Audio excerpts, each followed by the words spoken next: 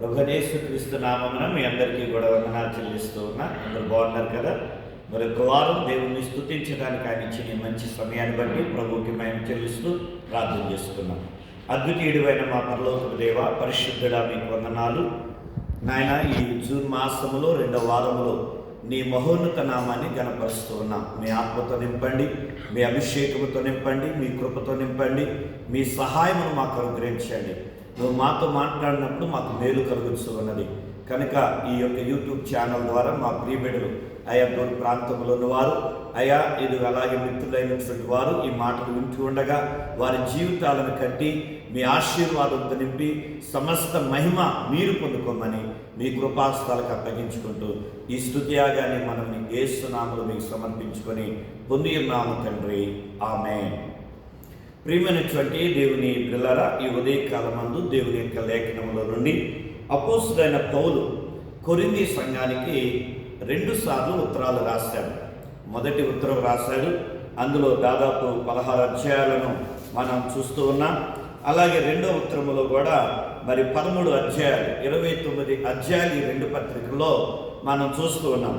అయితే 2వ పత్రికలో ఉన్న ఒక 2 విషయాలను ఈ దినాన్ని మనం చూడాలని ఆశపడుతూ ఉన్నాం. మొదటి అధ్యాయము 4-5 వచనాలను మనం చదువుకున్నాం. మొదటి అధ్యాయంలో 4-5 వచనాలు కలిసి ఉన్నాయి కాబట్టి ఆ 2 వచనాలు చదువుతున్నాం.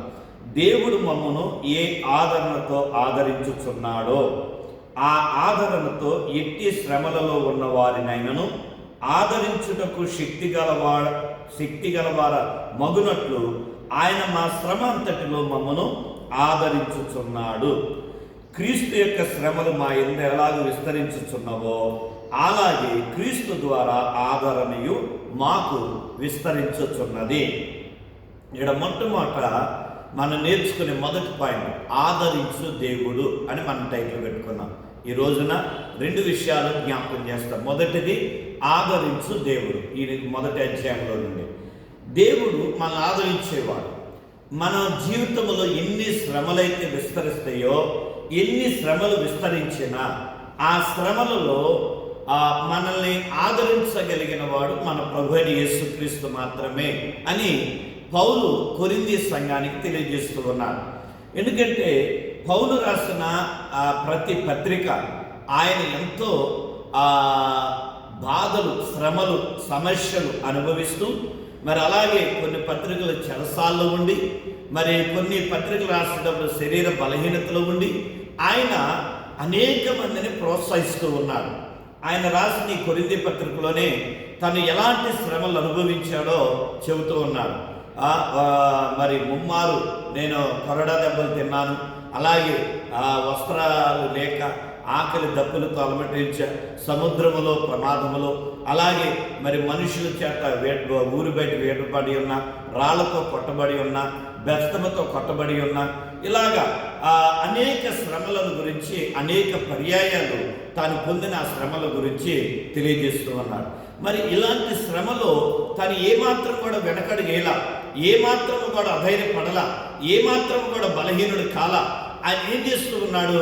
తన జీవితంలో శ్రమలు ఇంకా ఎంతగా అధికమవుతున్నాయో అంతగా యేసుక్రీస్తుని గురించి ఆయన ప్రకటిస్తూ ఉన్నాడు.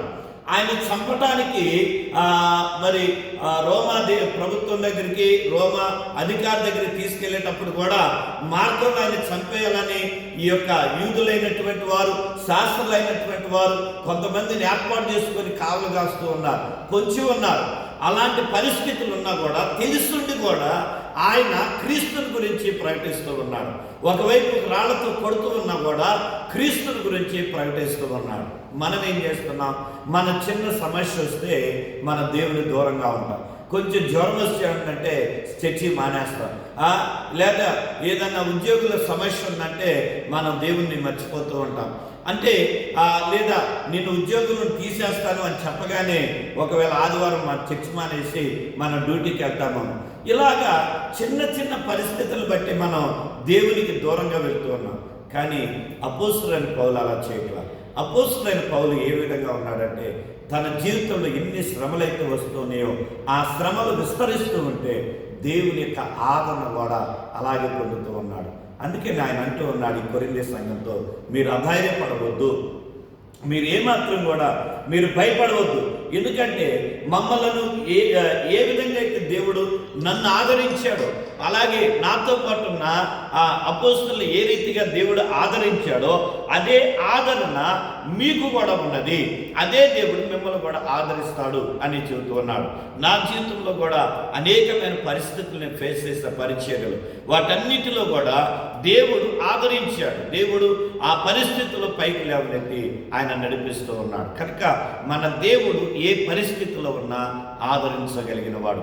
నీ కుటుంబంలో ఏ శ్రమనున్నది, నీ వ్యక్తిగతమైన జీవితంలో, నీ ఉద్యోగంలో, నీ వ్యాపారంలో, అలాగే నీ దినచర్య అంతటిలో, నీ భార్య భర్తలైనటువంటి మీ మధ్య, కుటుంబంలో ఉన్న మీ మధ్య, అన్నదమ్ములు ఉన్న మీ మధ్య ఏ పరిస్థితులు ఉన్నా ఆ శ్రమలో మిమ్మల్ని ఆదరించి ఆయన సమాధానపరచగలిగిన దేవుడై ఉన్నాడు. కనుక అటు దేవుని మనం వెంబడించే వారంగా ఉండాలి. రెండవదిగా మనం చూద్దాం. రెండవదిగా దేవుని యొక్క వాక్యములో నుండి 1వ అధ్యాయంలోనే 21, 22 వచనాలు. మీతో కూడా క్రీస్తునందు నిలిచి ఉండినట్లుగా మమ్మను స్థిరపరిచి అభిషేకించిన వాడు దేవుడే. ఆయన మనకు ముద్ర వేసి మన హృదయములలో మనకు ఆత్మ అను సంచకరువును అనుగ్రహించి ఉన్నాడు. ఇక్కడ రెండో మాట ఏంటంటే ఆత్మతో నింపిన దేవుని గురించి మనం చూస్తూ ఉన్నాం. ఆ మధ్యలో ఇంకా 2 ఉండి అవి వచ్చే వారం జ్ఞాపకం చేస్తా, అది కూడా ఆమెదే. అయితే ఈ ఆత్మతో ఎందుకు చెబుతున్నానంటే మనము పరిశుద్ధాత్మ కృమ్మరింపు దినాల్లో ఉన్నాం. అంటే పెంతెకొస్తు దినంలో మరి పునరుత్థానుడైన యేసయ్య 50వ దినాన సంఘం మీదకి తన ఆత్మను కృమ్మరించారు. కనుక మనం ఆ దినాల్లో ఉన్నాం కనుక ఈ రోజున ఈ మాటను మీకు జ్ఞాపకం చేస్తూ ఉన్నాం. ఇక్కడ దేవుడు మనకి ఆత్మను సంచకరువుగా, అనగా మనకి భద్రత కొరకై ఆయన ఆత్మ చేత మనం ముద్రించాడు, మన ముద్ర వేశాడు. మనం దేవుని యొక్క సొత్తై ఉన్నా, దేవుని యొక్క బిడ్డలమై ఉన్నా అని పరిశుద్ధాత్మ దేవుడు మనకు తెలియజేస్తూ ఉన్నాడు. ఆయన ఆత్మతో మనం నింపుతూ ఉన్నాడు. మనం ఆత్మ చేత నింపబడినటువంటి వారు. అందుకని 3వ అధ్యాయంలో కూడా ఓ మాట వ్రాయబడుతుంది, 17, 18 వచనాలు. ప్రభువే ఆత్మ, ప్రభు యొక్క ఆత్మ ఎక్కడ నుండునో అక్కడ స్వాతంత్ర్యం ఉండును. మనమందరమును ముసుగులేని ముఖముతో ప్రభు యొక్క మహిమను అర్థము వలె ప్రతిఫలింపజేయచ్చు. మహిమ నుండి అధిక మహిమను పొందొచ్చు. ప్రభువు ఆత్మ చేత ఆ పోలికగానే మార్చబడుచున్నాము. నీవు నేను దేవుని ఆత్మతో నింపబడిన వారం కనుక, దేవుని ఆత్మ మనలో ఉన్నది కనుక, క్రీస్తు యొక్క ఆత్మ. ఇప్పుడు మనం ఎలాగుండాలంట, ఏ విధమైన ముసుగు లేని వారంగా, ఏ విధమైన పాపము లేని వారంగా మనము అద్దం ముందు నిలబడితే మన ప్రతిబింబం ఎలాగైతే ఆ అద్దం ముందు కనపడుతుందో, దేవుని ఎదుట నిలబడినప్పుడు కూడా ఆయన మహిమతో నింపబడిన వారమై, అనగా మహిమ వస్త్రాలతో, ఏ మత్స ఏ డాగు లేనటువంటి, ఏ విధమైన పాపము లేనటువంటి వారంగా, మహిమతో ప్రకాశిస్తున్నటువంటి వారంగా ఆయన పోలికలో మారి ఆయన ఎదుట నిలబడుట కొరకై పరిశుద్ధాత్మ దేవుడు మనకు సహాయం చేస్తున్నాడు. ఆయన పోలికలోనికి రావాలి. ఎలా రాగలుగుతాం ఆయన పోలికలోనికి? ఆయన ఆత్మతో నింపబడినప్పుడు, పరిశుద్ధాత్మతో మనం నింపబడినప్పుడు, పరిశుద్ధాత్మ దేవుడు మనలో ఉన్నప్పుడు. కనుక ప్రియమైనటువంటి దేవుని యొక్క సంగమ, ఈ యొక్క ఉదయకాల సమయంలో పరిశుద్ధాత్మతో మనం నింపబడాలి. పరిశుద్ధాత్మతో. ఎందుకంటే వాక్యం చెబుతూ ఉన్నది కదా, ఒకడు నీటి మూలముగా ఆత్మ మూలముగా జన్మించాలి. మరి నీటి మూలంగా బాప్తిసం తీసుకుంటాం మనం త్వరగానే, కానీ ఆత్మ మూలంగా మనం జన్మిస్తున్నామా అది మనం గ్రహించాలి. వాక్యం చెబుతూ ఉన్నది కదా, మరి పరిశుద్ధాత్మను మోసగించిన వారు ఉన్నారు. అపోస్తలుల కార్యం 5వ అధ్యాయంలో. అలాగే మరి పరిశుద్ధాత్మని కొనాలనుకున్నాడు గారడీ సీమోను. ద్రవ్యం తెచ్చి ఆ వరాన్ని నాకు ఇవ్వండి అని ఆ అపోస్తలుల దగ్గర పెట్టినట్టుగా మనం చూస్తున్నాం. అలాగే ఇంకా కొంతమంది పరిశుద్ధాత్మను దుఃఖపరుస్తూ ఉన్నారు కదా, ఆ దేవుని ఎదుట ఆ పోలికలు, క్రీస్తు పోలికలు నడవకుండా, క్రీస్తుకి మాదిరిగా నడవకుండా, క్రీస్తు ఇచ్చిన ఆ యొక్క జీవితాన్ని మనం జీవించకుండా మరలా మన పాపములు పడిపోతూ మనం ఆయన దుఃఖపరుస్తూ ఉన్నాం కదా. అందుకనే ఇక్కడ ఈ మాట వ్రాయబడుతుంది, పరిశుద్ధాత్మ దేవుడు మనకు సంచకరువుగా ఉన్నాడు. ఆయన మన తన ఆత్మతో నింపాడు. ఎందుకంటే మన మహిమ నుండి అధికమైన మహిమ వైపు మనం ముందుకు వెళ్తూ, అలాగే ఆయన యొక్క పోలికలోనికి మనం రావటం కొరకే పరిశుద్ధాత్మ దేవుడు మనం నింపాడు. కాబట్టి ప్రియమైన సంగమా, 2 విషయాలను మనం జ్ఞాపకం చేసుకుంటూ ఉన్నాం. ఈ 2వ కొరింథీ పత్రికలో 4 విషయాలు, 4 అనే అక్షరం మీద మనం దేవుని వాక్యాన్ని చూడబోతూ ఉన్నాం. అందులో మొదటిదిగా ఆయన ఆదరించే దేవుడై ఉన్నాడు అని చూపించాం. రెండవదిగా ఆయన ఆత్మతో నింపిన దేవుడు, మనల్ని ఆదరిస్తూ ఉన్నాడు మన శ్రమలో. రెండవదిగా మనల్ని తన ఆత్మతో నింపుతూ ఉన్నాడు. ఈ అంత్య దినాలలో ఆయన ఆత్మ చేత మనం ముందుకు కొనసాగుదాం. ఆయన ఆత్మతో నింపబడి ఆయన కన్నా గొప్ప కార్యాలను మనము చేయగలిగినట్లుగా, చూడగలిగినట్లుగా పరిశుద్ధాత్మతో నింపబడిన వారమై క్రీస్తు పోలికలోనికి వచ్చి క్రీస్తు ఎదుట ఏ మచ్చ, ఏ డాగు లేనటువంటి వారంగా మనం నిలబడదాం. అట్టి కృప దేవుడు మనకు అనుగ్రహించిన గాక. ఆమె ప్రార్థన చేసుకున్నాం.